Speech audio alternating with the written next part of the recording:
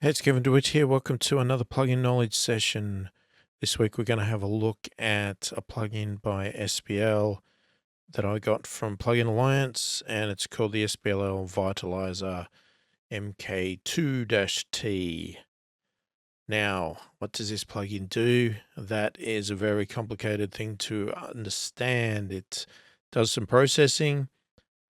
You can read the manual, and it comes up with a very difficult terminology.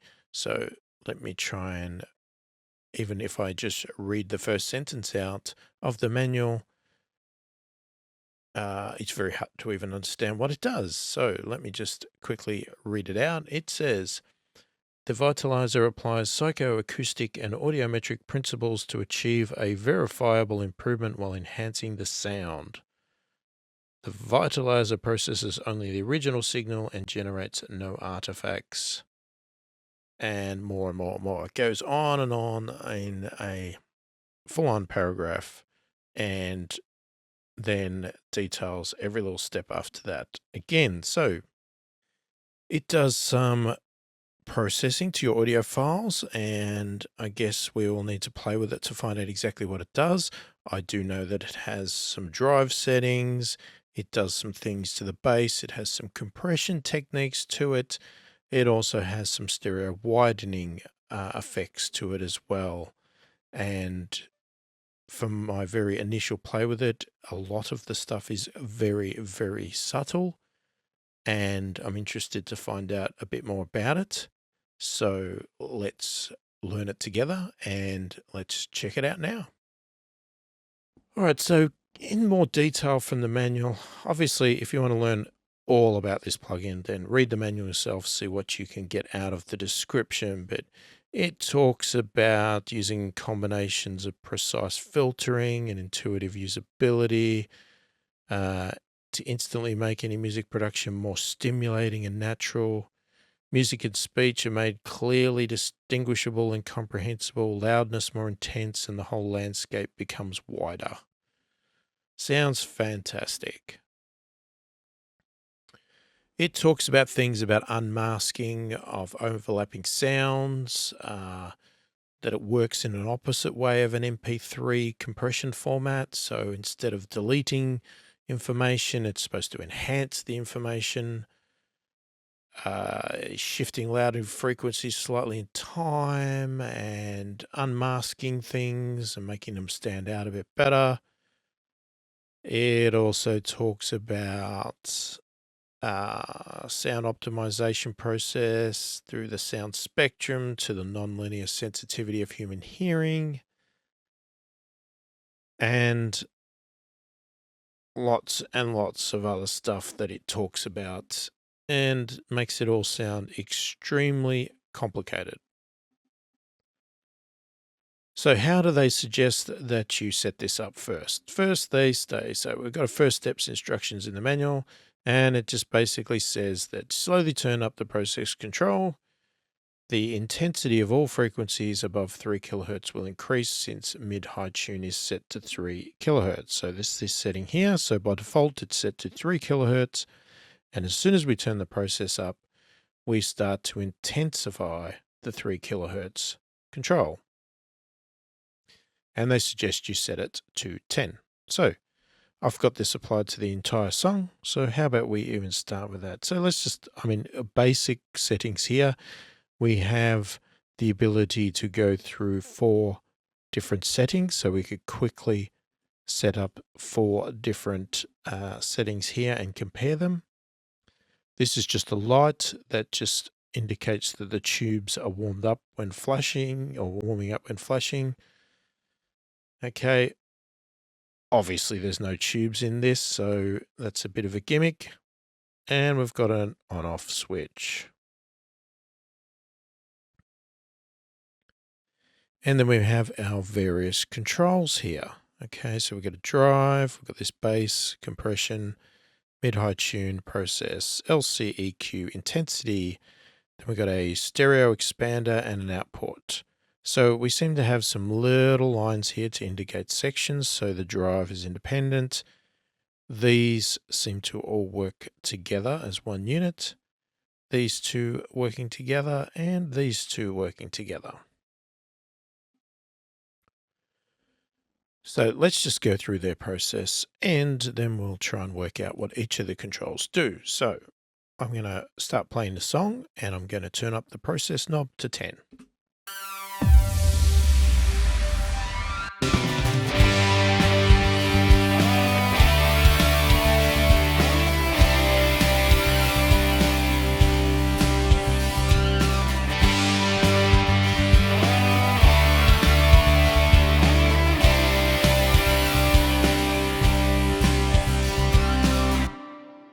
Okay, I can definitely hear a boost. Let's assume it's 3K because it says 3K. So I do hear some more brightness coming into the track as soon as we do that. Okay, and next step, it talks about turning the bass control to the right and the lows sound tight and dry. If we turn it to the left, the lows sound soft and round. Choose a sound character and level for the low end. You can compensate any level fluctuations in the lows with the compression control. Interesting. Okay, let's try that out.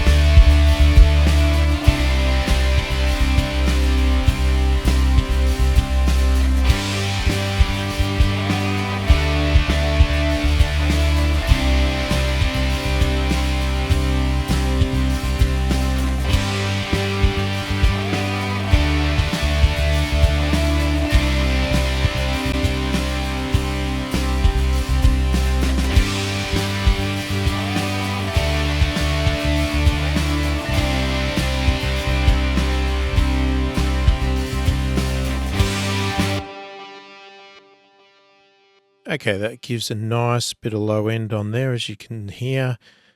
Definitely really sort of more boomy rounded sound over on this side here when we boosted that. And on this side, we add a nice bit of low end, but yeah, it is controlled, it is contained. And you could hear the compressor here and that light there for gain reduction came on, saying that we are compressing that bass a little bit there and keeping the volume down so it's not peaking out too much.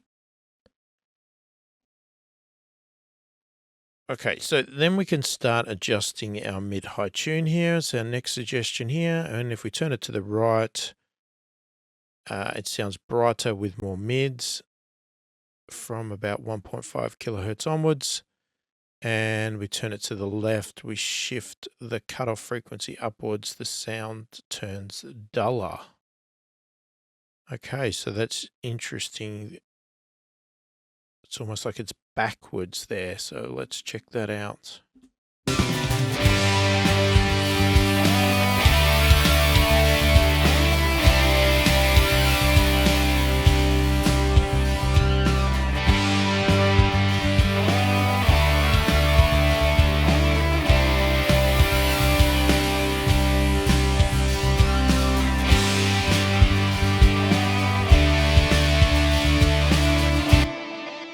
Definitely does as it suggests there. Okay, so now we're looking at this section here, and we talk about turning the LCEQ control hard left to low and set the intensity to 10 to emphasize high frequencies moderately.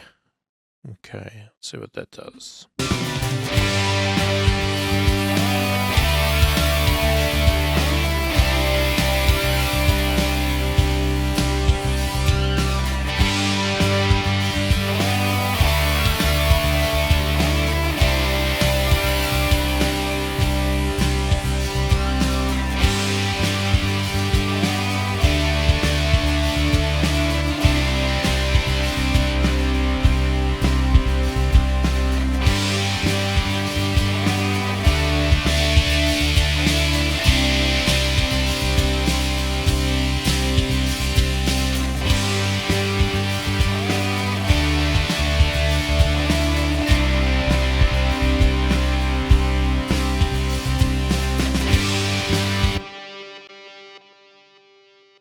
Okay, I hear sort of what it's doing, but not exactly. So we'll find out a bit more about that one in a minute. But there's a massive difference so far between the original audio and this new setting here. Okay, so now it talks about doing some stereo expanding and setting it between 7 and 9. So let's have a listen to that.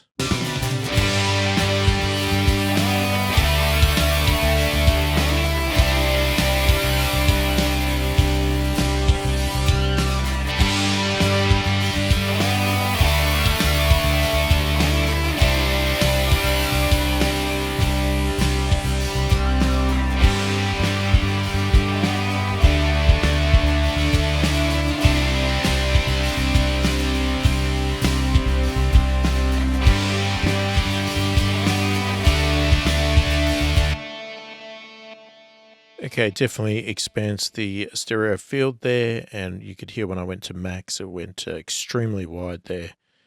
And yeah, night and day sound here between the on and off, so massive difference. So let's try and go through a few of the controls a bit more here. So we've got a drive control here, which talks about just in the input level. So basically this is the level coming into the plugin here. So if we want it to respond more extremely, then we can push the drive into the plugin a lot higher. If it's a bit too much, we can lower it so that it's not hitting the plugin so hard. So let's just try that out.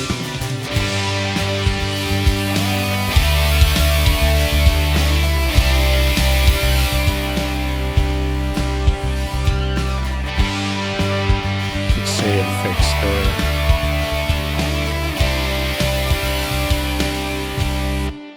So you can at least see the compressor stops working when I drop it down low, and when I drop it up high, put it high, then things start to get processed a lot more.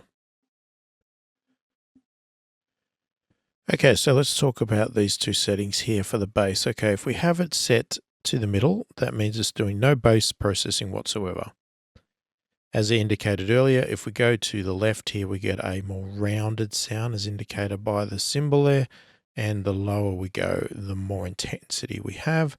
If we go the other way, we get a drier, tighter sound. And again, more that way as well. Okay, and the compressor here only compresses the low end. And it's only supposed to be compressing the processed signal, not the original audio. So with the amount of audio this is processing, that's what the compressor is responding to, and it's just controlling the peaks a little bit, nothing over the top there. And it works hand in hand with our process control here as well. So, okay, so just to give you an idea of the process. Okay, so the process control is a bit like a mix control. It's determining how much of the signal is being processed by the plugin and how much of the original signal is passing through. So when we've got it set to 10 here, I guess we're doing about 50% processing of the audio. So when we play with the bass here and we do a setting like this, and then we turn the compressor on, the compressor is only affecting the process signal. So in this case here, it's only compressing 50% of the signal as in this process. And the balance between these two settings are going to give us totally different sounds. Okay, so we could get a different sound by having a low bass but a high process compared to a low process and a high bass. Right, they'll give us two totally different sounds. So they work together but give you different results. So let's see if we can sort of simulate that.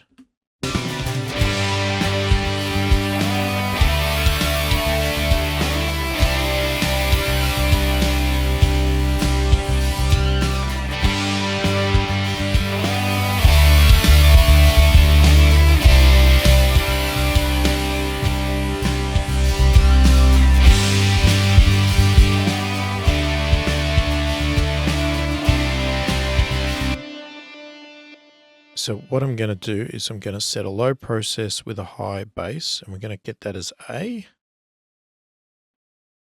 Actually, what we might do is I'm going to do B and C. So we're going to concentrate on this one bass one. So I'm going to go full on with the bass, no compression, and we're going to have a low process. Then C, we're going to have a low bit of bass with a full process, and we'll compare the two. So that's before.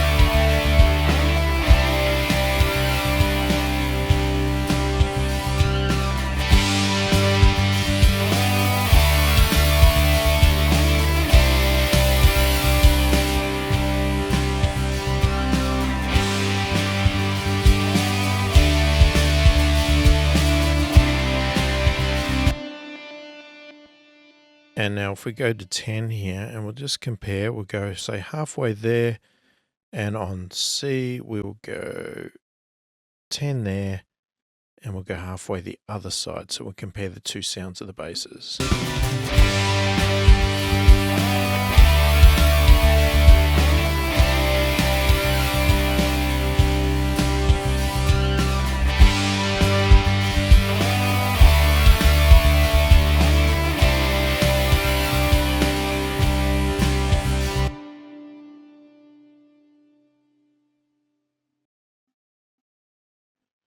Okay, so now our mid-high tune, which is what I thought was sort of backwards before, is not actually backwards, because what we're doing here is this is setting a cutoff frequency. So whatever set frequency we set to, frequencies above this setting are amplified, whereas frequencies below it are attenuating.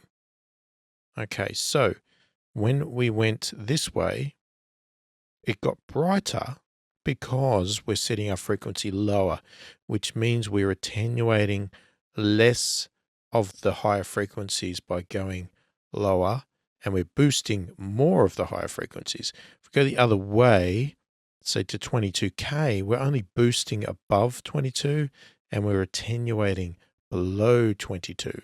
So that's why it seemed backwards, because it's setting the cutoff for where it is attenuating and where it is boosting. So if we want a brighter signal, we go that way there, which we did see that. So let's try that now. Let's put our bass back to 0. And we'll leave our process at 10 and just play with that setting.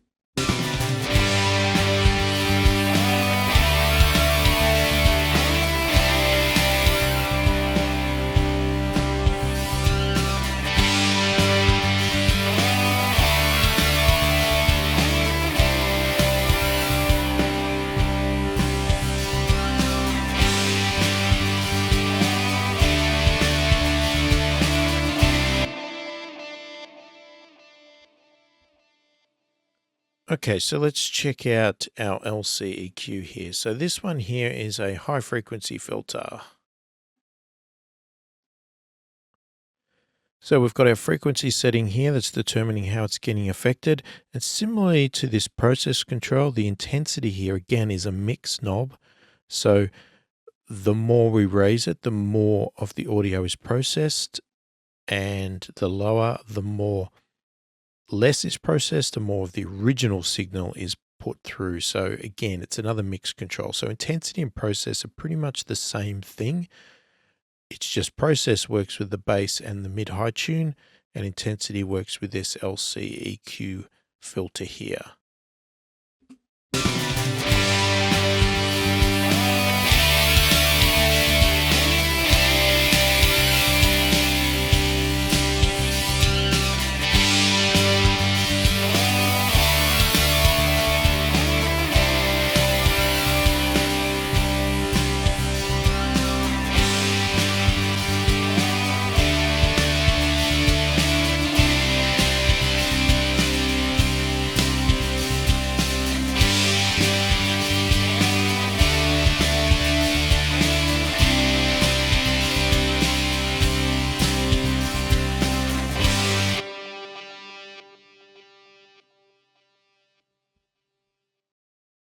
And we've got our stereo expander here, which is pretty self-explanatory. So if we just play with that.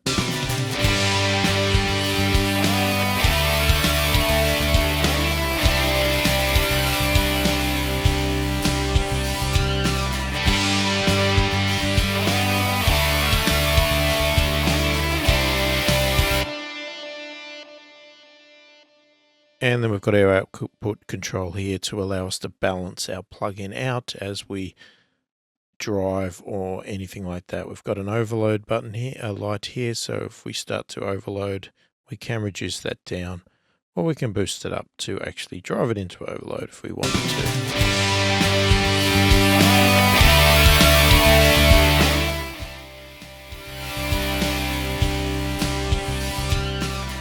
So we can drive it.